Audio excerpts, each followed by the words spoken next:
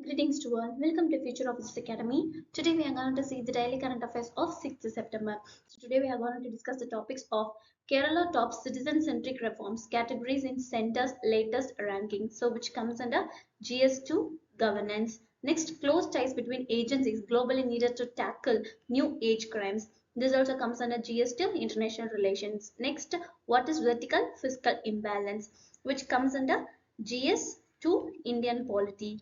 Next, can Kerala access funds from loss and damage fund, which comes under GS3 disaster and management. Next, valley fever, we have to know under the term. Next, return analysis. So now our first topic is about Kerala top citizen-centric reforms categories in centers latest rankings. So we have to know about the news first. Kerala's recognition as a leader in business and citizen-centric reforms by the Union Minister of Commerce and Industry highlights the state strides in improving the ease of doing business and public service delivery. The state leveraged digital tools and policy reforms to enhance efficiency and responsive across multiple sectors.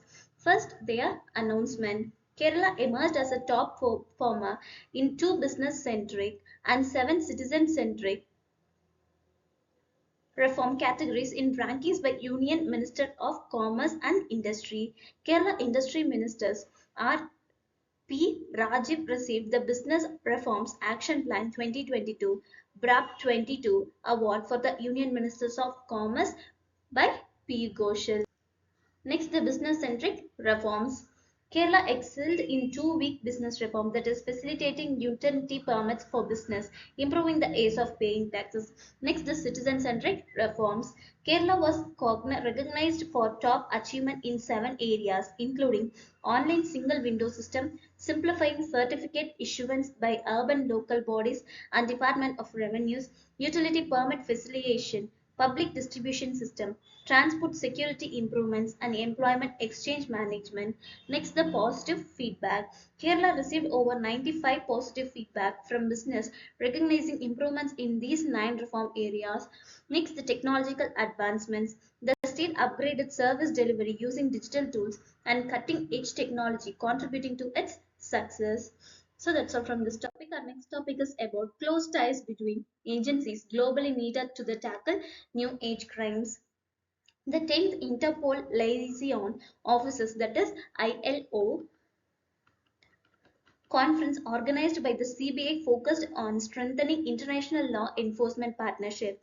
Union Home Secretary Govind Mohan emphasized the importance of global cooperation in combating new age crimes like cyber-enabled frauds, terrorism, and transnational crime.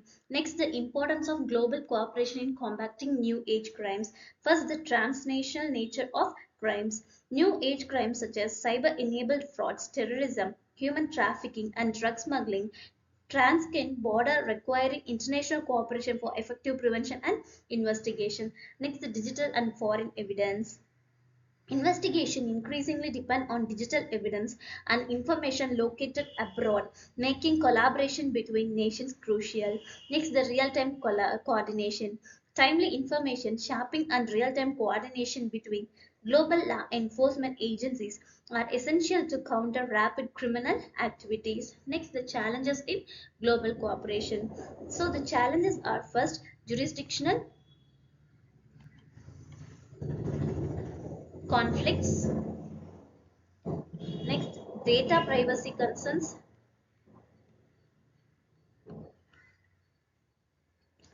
limited resources,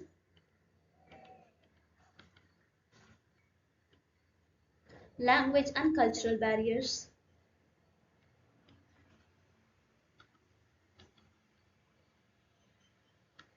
So, in this first jurisdiction conflicts, differing legal frameworks and jurisdiction boundaries complicate cross-border investigation. Next, the data privacy concerns, striking a balance between privacy laws and need for data exchange in criminal investigations remaining a challenge. Next, developing countries may face challenges in accessing advanced technology and expertise needed to combat sophisticated cyber crimes, which comes under the limited resource. Next, the language and cultural barrier is difference in language, legal practice, and cultural norms can hinder seamless international cooperation. Next, India efforts in combating new age crimes. They are Interpol and Europol cooperation, CBI, Global Operation Center,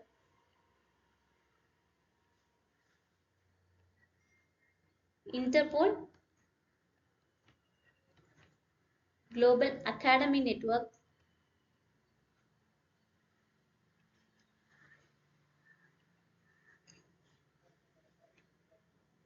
Cybercrime Reporting Portal.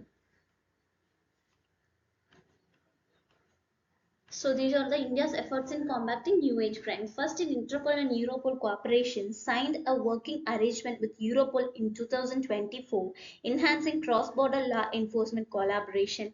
Next, in CBI, establishment in 2022 to facilitate international investigation and cooperation.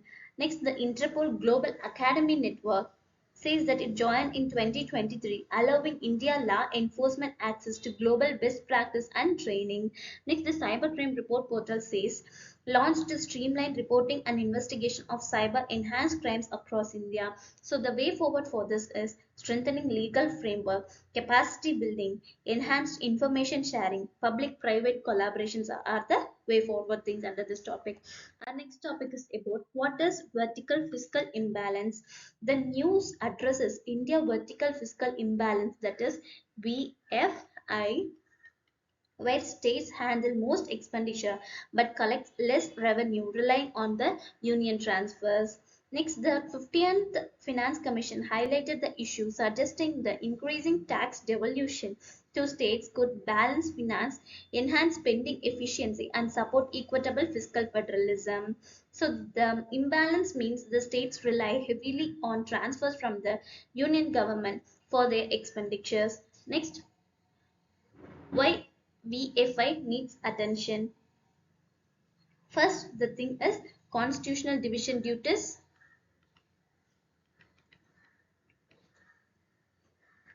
division of duties, efficiency considerations.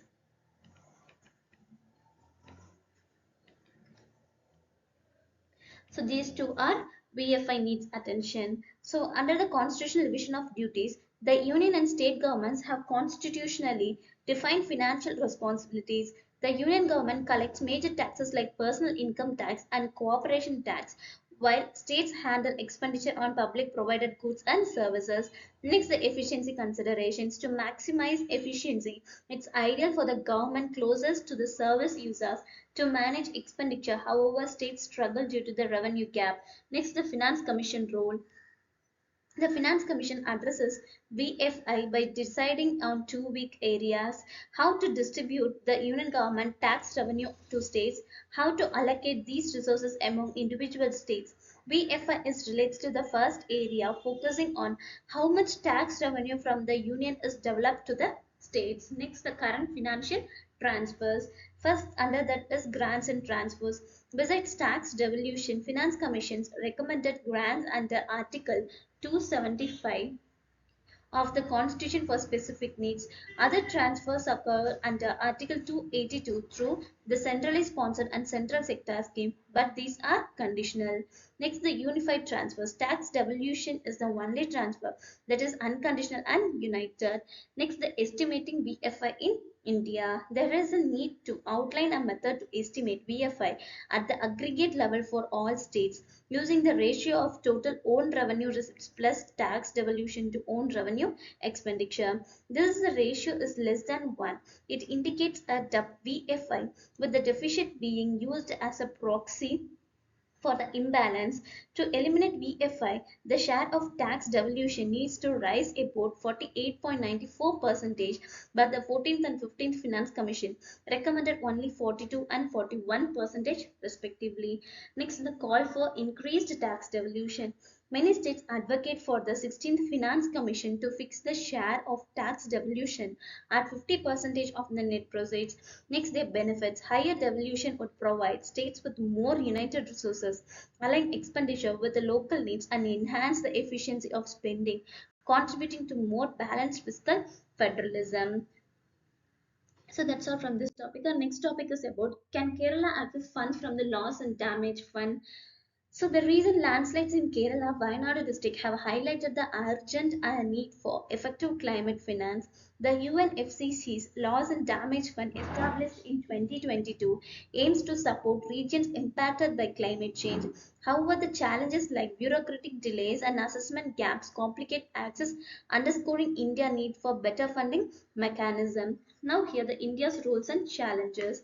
The first thing is damage from disasters. India has experienced over billion in damages from weather related disasters between 2019 to 2023. Next, the focus on migration. India National Climate Action Policy and budgets have prioritized mitigation over adaptation, resulting in less engagement in loss and damage dialogues. Next, the need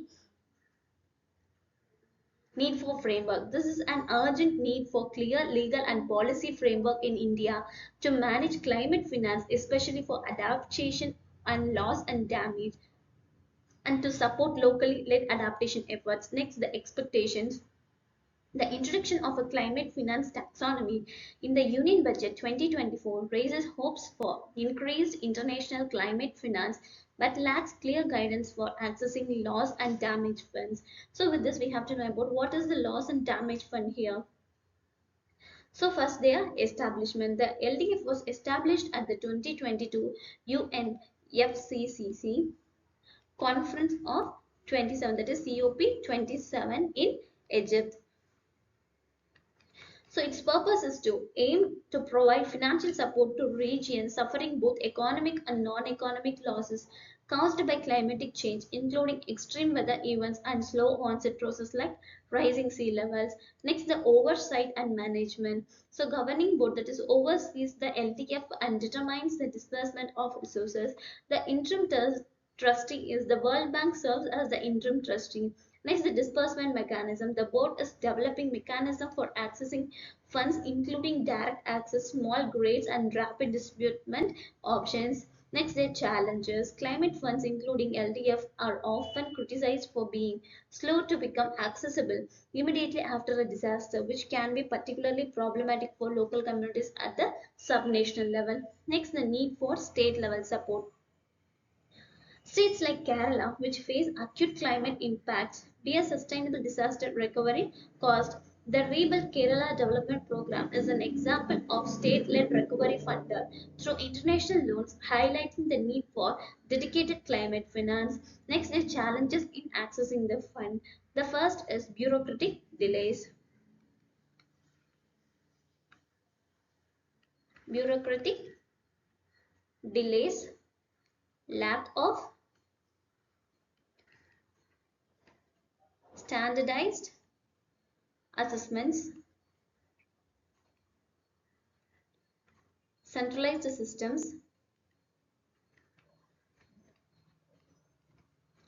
So these are all the challenges. Under the bureaucratic delays, climate funds, including the loss and damage fund, are often slow to disperse, particularly after disasters affecting immediate relief effects. Next, the lack of standard assessment says absence of comprehensive method of evaluating disaster-related damages, especially from slow onset events, can hinder effective fund allocation. Next, the centralized system. Current mechanisms for climate finance are largely centralized, potential limiting the effectiveness of fund distribution at local level. The way forward for this is to develop local framework, advocate for decentralization, and improve assessment process. So that's all from this topic. Our next topic is about valley fever. So valley fever, also called coccidioidomycosis, is an infection caused by the fungus coccidioides. The fungus lives in the soil in some areas, including the southwestern United States and south central Washington, as well as in the part of Mexico, as well as Central and South America. Now, their transmission. People and animals get valley fever by breathing in spores, generally from dust or distributed soil in areas where the fungus are found. Most people who breathe in spores do not get sick, but some develop mild or severe forms of this disease. Valley fever does not generally spread from person to person or from animal to people, with the rare expectations due to organ transplantation or with contact. Next, they are symptoms. Most of the time, valley fever does not cause symptoms or symptoms go away on their own.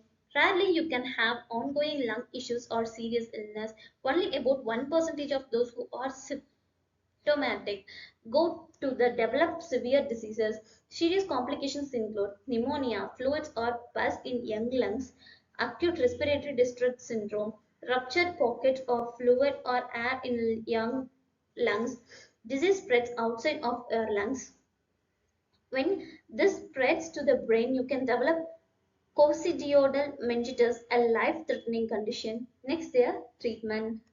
Mild cases of valley fever usually resolve on their own. In more severe cases, doctors treat the infection with antifungal medications. So that's all from this topic. Our next topic is about editorial analysis. Our editorial analysis topic is the Food Security Act has revamped the PDS.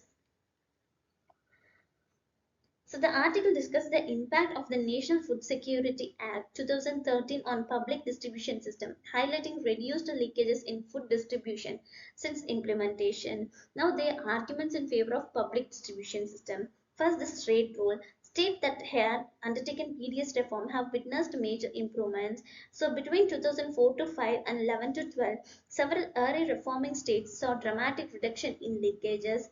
So the NSS Household Consumption Expenditure Survey is the largest scale nationally representative survey after the implementation of NFSA 2013, suggesting the previous leakages were down to 22% in 2022 to 23. Next, we're understanding the data of methodology. The first thing is defining leakages. PDS leakages refers to the proportion of PDS rice and wheat released by the Corporation of India that fails to reach consumers. The estimation leakages are estimated by matching NSS data on household BTS purchases with offtake data report in the monthly food grain bulletin of the Food Ministry. From August 2022 to 2023, PTS ration card holders received NFSA grain 5 kilograms per person for priority households and 35 per month for Antyodaya household. They are also received PMGK grain until December 2022 when the COVID-19 relief program ended. The dual checks to arrive the estimates presented here. Offtake under NFSA, including the tide over rations, non-FSA, and PMGK is matched with HCES 2020 to 2023 PDS purchase of wheat and rice households. Any mismatch between offtake and purchase is attributed to leakage through there could be other reasons. Now, why is there an underestimation? The first thing is expanded PDS by states, providing PDS grain to non-FSA beneficiaries using central contributions as well as state contributions. For example, Chhattisgarh Food Security Act passed in 2012 made the PDS quasi-universal using local procurement. Next, the state financial support. There are 14 crore non-FSA beneficiaries to total offtake all Indian leakage estimate rises to 22%. Next, the impact of NSA on PDS coverage. The impacts are the first thing is PDS reforms included the NFSA 2013 was an expansion of PDS coverage that was aimed at reducing exclusion errors. Next, the improvement over 2024. The improvement driven by the reforms are states such as Chhattisgarh and Odisha, where PDS coverage increased substantially in the period. Next, the shortfall in NFSA coverage is despite improved coverage, the center is still below the NFSA mandate to covering 66% of the population, and administrative data shows only 59 access to the PDS as NFSA beneficiaries.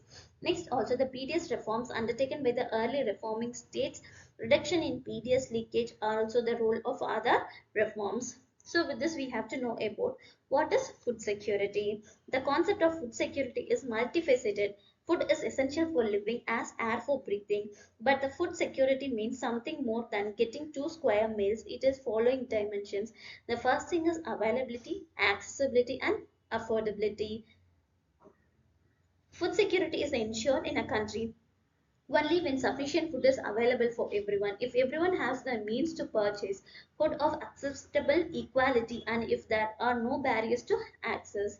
Now, what is the current framework for food security in India? So the current framework of the constitution is the Indian constitution does not have any explicit provision regarding the right to food. The fundamental right to the life enshrined in Article 21 of the Constitution can be interpreted to include the right to live with the human dignity, which may include the right to food and other basic necessities. Next, the buffer stock, also the public distribution system, and the National Food Security Act 2013. Also, the NFSA covers 75% of the rural population and 50% of the urban population. And next is the priority households. Now, what are all the challenges related to the food security in India scene? The challenges are deteriorating soil health, invasive weed threats, lack of efficient management framework, falls in procurement, climate change, and finally the supply chain disruption due to the unstable global order. So, what are the things can be done for the way forward? Moving towards sustainable farming, towards precision agriculture, revitalizing Aadhaar seeding to ration cards, and direct benefit transfer, that is DPD through JAM, ensuring transparency in food stock holdings, addressing issues with umbrella approach. These are all the way forward. So we have completed today's topic. To read this document, you can visit our website. Our website link have been provided in the description. To get daily current affairs videos, follow our YouTube channel, also our Telegram channel. Thank you.